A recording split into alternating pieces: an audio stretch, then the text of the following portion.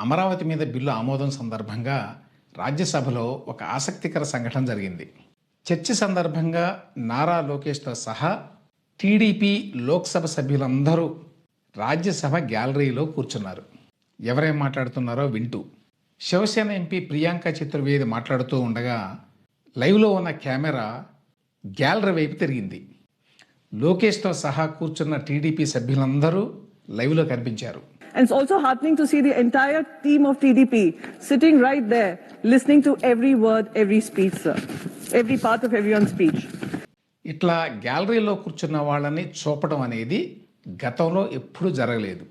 దీని మీద వైసీపీ కూడా అభ్యంతరం వ్యక్తం చేసింది. గ్యాలరీలో కూర్చున్న తెలుగుదేశం పార్టీ నేతల్ని టెలికాస్ట్లో చూపించారు. ఇందుకు సంబంధించి పేపర్లలో ఫోటోలు కూడా వచ్చినాయి.